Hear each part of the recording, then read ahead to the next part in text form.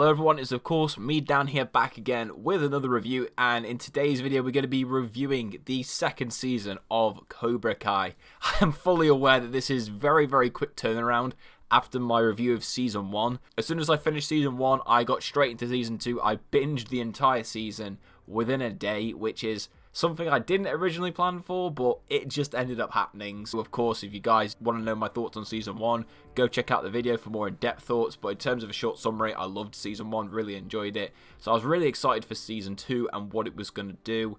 And with season 2, it was very interesting because it gave me a lot more of what I really liked about season 1, but also a few more of the things that I didn't enjoy. So season 2 kicks off a few weeks after the end of season 1, where we had the All Valley tournament, and it really builds off the end of that cliffhanger at the end of season 1, where Kreese reveals himself to still be alive, and he comes to Johnny at Cobra Kai wanting to form an alliance to help train the students to keep up this reign of supremacy that Cobra Kai now has. He ends up joining the dojo, and this obviously puts even more of a wedge between Johnny and Daniel, as Daniel himself has now set up Miyagi-Do as his new karate dojo to compete with Cobra Kai. Ends up resulting in a lot of friction and conflict, all building up towards the first day of the new school year. Starting off with the positives to season 2, I really loved the return of Kreese. This was easily the best new addition that they had to this season. I really loved Kreese in the original trilogy. He's kind of the right amount of cheese, but also scary enough to really make the hairs stand up on your neck. What I really liked was the dynamic that they played around with him, with Johnny being incredibly reluctant at first to give this guy a second chance because he knows how he treated him in the past. But with Cobra Kai as a show, it's about giving these characters second chances, giving these characters layers. We saw it with Johnny. He wants to see that with Kreese, even though he knows the horrible things that he's capable of. And I really liked seeing that dynamic. And Kreese, like I say, just brought another angle to the whole Cobra Kai side of the story, getting in these students' heads, telling them things that goes against what Johnny's been telling them. Johnny and Daniel as well were also really good. They really did a good job of evolving their characters even further from where they were in season 1. There's a lot more focus on the two of them in terms of how they're balancing running their dojos with their own personal lives and how that's affecting that, as well as their rivalry with one another. There's obviously the episode 9 where they go on a double date and they end up together, and you have this small moment where you think these guys could actually be friends if they just worked their shit out. And it was really refreshing and nice to see that feeling that they could almost be friends, but because of them being competing dojos, there's always going to be something that's just stopping them from being the friends that they could easily be. And like I said, there's just a lot of episodes that really dedicate time towards their characters. One of the best examples for me was episode 6, where Johnny meets up with a lot of his friends from Cobra Kai in the first film. That was a really cool episode, definitely one of my favorites of the season.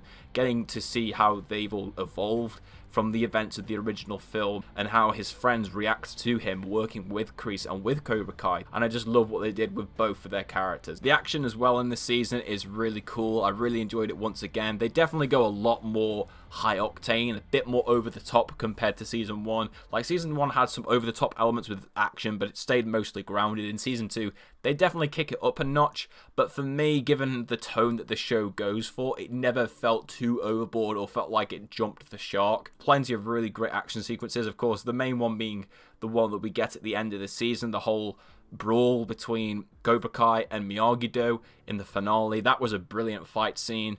It was just really nice to see, just having season 1, the end fight was just this very professional tournament, and then in season 2, it's just an all-out messy brawl between these two dojos in a school. It was really cool to see, and it felt like a natural progression in terms of elevating the stakes for where this season was going to end off from a massive action standpoint, and that was fantastic to see. And then of course all the action beforehand, just as amazing as usual. The score as well is just as good as it was in the first season. There's definitely not as big of a use of the original theme songs from the original films as there was in season 1, but it made sense because I think with this season they were trying to make it definitely feel more original, not calling back as much to the original films. There's obviously still references to that, which I very much appreciated, but I think it was nice to see them trying to slowly move out of that and trying to tell their own story without having to constantly rely on the original films.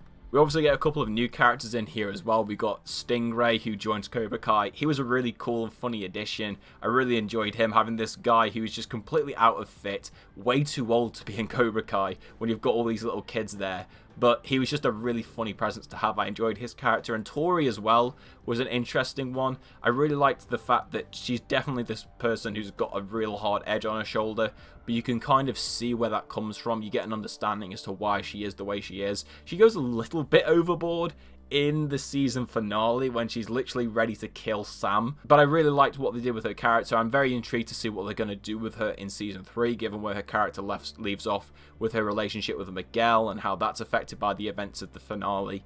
But I really liked her character as well, and the season's ending was, my god, fantastic. The whole rematch between Miguel and Robbie was awesome, probably one of the best choreographed fights I've seen in a while.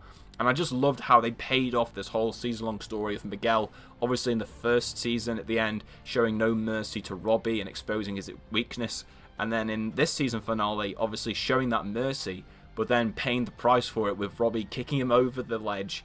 And from what I assume, because again, I've not seen anything of season 3, breaking his back, which is really crazy, and it really leaves me intrigued as to what they're going to do with both characters. How is Daniel going to react to his main student not following his words of mercy at all, and how's Miguel going to react to showing mercy and this being the price for it? And then with Kreese taking over Cobra Kai, and Johnny, he thinks he's lost Miguel. Carmen, Miguel's mother, who he was dating, doesn't want to see him again. Daniel's told by his wife to shut down Miyagi-Do. It just left me in just utter state of shock, thinking like, where are they going to pick this up? And it just got me so psyched for season 3. I could only imagine how stressful this must have been if you were watching this live and you had to wait a year and a half to get to season 3. I can sort of understand the pain of that, because my good god, this ending was fantastic. And then obviously the friend request that Ali sends to Johnny, basically Cobra Kai's equivalent to the Captain Marvel tease at the end of Infinity War, or at least that's how I perceived it. But however, bringing me on to the negatives, there were unfortunately a few more things that I wasn't as keen on with season 2, unfortunately. There were quite a few more things that I had to nitpick on compared to the first season. The main one for me was the teen drama. This was really escalated a lot more compared to the first season. It just felt a bit too crazy at times, like CW level crazy. The main 3 points I've got here is Sam and Robbie. I never bought into these two as a couple at all. I don't know whether it's the actors or the direction that they were given, but they just had no chemistry on screen, and I didn't buy into their relationship for a second. This season also gave me weird feelings about Robbie, because I was starting to enjoy him at the end of season 1. I thought he was starting to get better as a character, and I was enjoying him for the most part in season 2. But then you get to the scene in, I believe it's episode 7, when Miguel gives him the Medal of Honor, and he just hides it and tries to make it out that Miguel didn't hand it back. That just made me think, yeah, fuck this guy, he's just a dickhead. And then you've got moments with him where he's being a dick to Daniel and a dick to his own father, which I wasn't too keen on.